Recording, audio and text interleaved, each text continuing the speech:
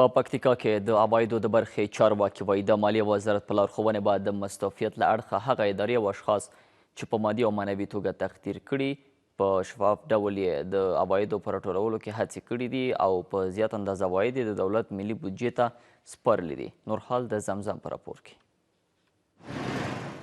که ووایي چې په تیر کې به هره ورځ انځوریزو غږیزو او چاپي رسنیو د عوایدو په برخه کې د پراخ فساد ریپورټونه ورکول، مګر اوس ادعا کېږي چې د اسلامي امارت په راتلو سره په یاده برخه کې د فساد کچه صفر ته راټیټه شوې ده.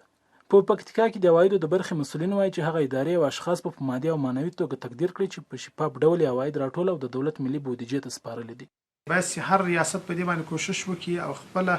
عواید په ښه شفافه توګه او په ښه اخلاص سره راټول سي او راوړل سي، نو ان شاء الله العزیز په راتلونکي کې کوم ریاستونه له موږ سره ښه همکاري وکړي، ان شاء الله العزیز هغو ته به تقدیردانې ورکړو. تېره ورځ د پکتیکا د مستوفیت ریاست استازو د یوې غونډې په ترڅ کې د یاد ولایت د کرهنې او اوبو لګولو رئیس د یوې ځانګړې غونډې په ترڅ کې تقدیر کړ چې د اسلامي امارت په راتلو سره یې 2 میلیونه افغانۍ عواید په شفاف ډول راټول او له بېلابېلو لارو یې دولت ته سپارلي وو.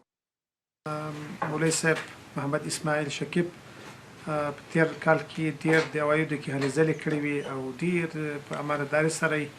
عواید راجمع کړي وو او په ټولو ریاستونو کې یو امتیاز دی د په دې خاطر باندې چې کوم عواید راجمع کړي وو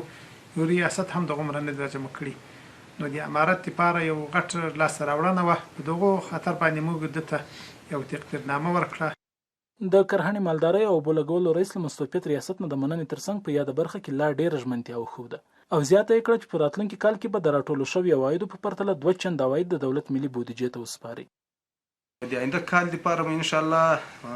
په دغه برابر باندې یعنی تقریبا چې دغه سره 2 چنده وي دومره ملا ان شاء الله توان ستا کوشش کوو چې عواید راټول کو او د افغانستان خلک افغانان بل کوم هیواد ته مجبور نشي. باید وایي چې څو میاشتې وړاندې هم د کرهنې او اوبو لګولو رئیس له پکتیکا ملي راډیو ټلویزیون سره د مرکې پر مهال ویلي و چې دوی په پکتیکا کې 1 میلیون جریبه دولتي ځمکه د غصبینو له واکه ایستلې ده.